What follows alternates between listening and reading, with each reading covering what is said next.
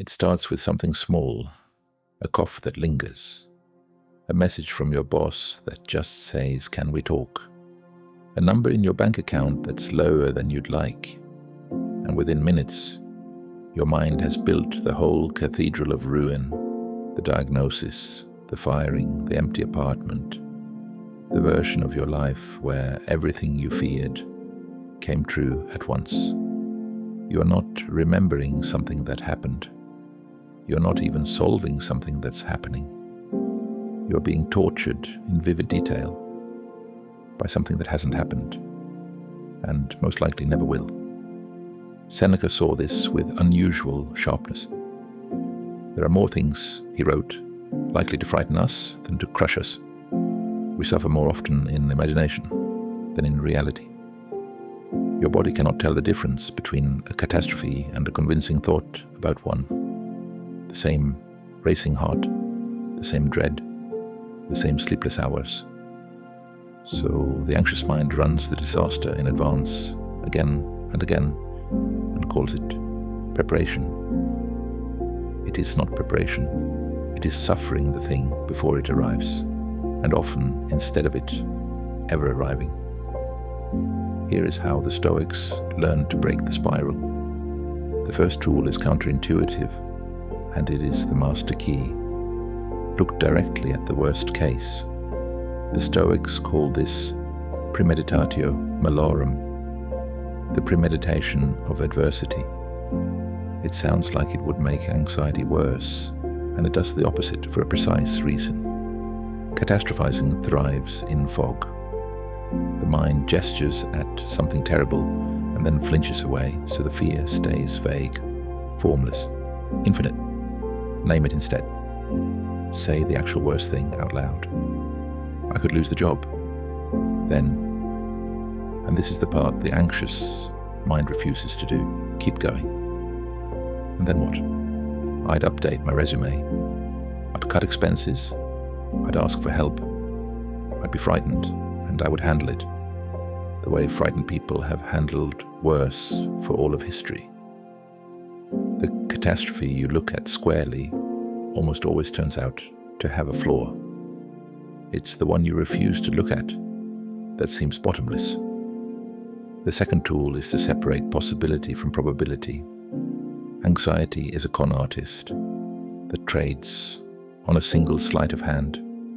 It shows you that something could happen and lets you feel as though it will.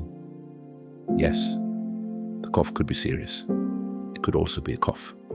The message could mean bad news. It could also mean a schedule change.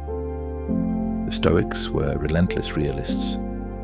They did not deny that bad things occur, but they refused to pay a certainty's worth of dread for a possibility's worth of risk.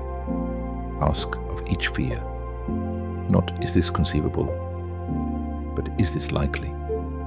And notice how much of your suffering is rent you're paying on disasters that will never move in. Third, return the fear to the dichotomy of control, the beating heart of all Stoic practice. Epictetus taught that some things are up to us and some are not, and that all our misery comes from confusing the two. Look hard at what you're catastrophizing about, and you'll find it lives almost entirely in the second category, the diagnosis, the decision someone else will make, the outcome that depends on 100 things beyond your hand. You cannot control whether the worst happens. You can only control what you do now and who you are while you wait. The instant you shift your attention from the outcome you can't touch to the action you can, one email, one appointment, one honest conversation, the spiral loses its floor to spin on. The fourth tool the Stoics carried into every plan, the reserve clause. They rarely said, "I will do this." They said, "I will do this, fate permitting." It's a small phrase with an enormous effect. It lets you act fully, to plan, to strive, to want things, while releasing your grip on the guarantee. The catastrophizer's real demand is not for a good outcome. It's for certainty, for a promise the universe has never once made to anyone. Hold your plans firmly and their results loosely, and you can move toward the future without needing it to sign a contract first. And fifth, when the mind bolts forward again, because it will, walk it back to the only place you can actually stand. Marcus Aurelius, ruling an empire full of genuine catastrophes, kept issuing himself the same quiet order.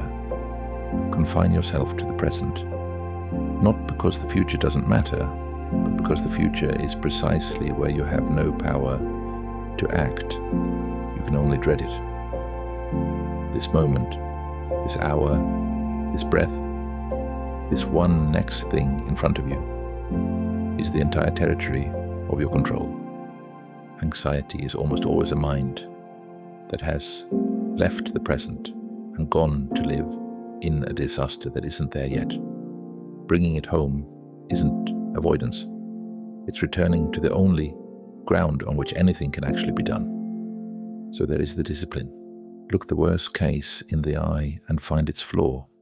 Sort the possible from the probable. Hand the outcome back to fate and keep the action for yourself. Hold your plans with the reserve clause and keep walking your mind back to the present, where you actually live.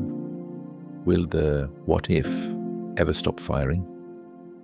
Not entirely. It's an old machine built to keep your ancestors alive by imagining lions in the grass. But you can stop obeying it. You can learn to hear the alarm and answer it like a Stoic. I see the fear. I've looked at the worst and I could survive it. It probably won't come. And there's nothing to do about it right now. But the next real thing. Say that enough times to enough false alarms and the spiral slows. Not because the future got safer, but because you stopped agreeing to live in it before it arrives. Most of what we dread never happens, and the small share that does was rarely made easier by the hours we spent rehearsing it in the dark. I'm the quiet Stoic. This week, when the what if starts to climb, ask it the second question, and then what, and follow it all the way down to the floor. And if this helped, stay a while. There's more here for the anxious mind.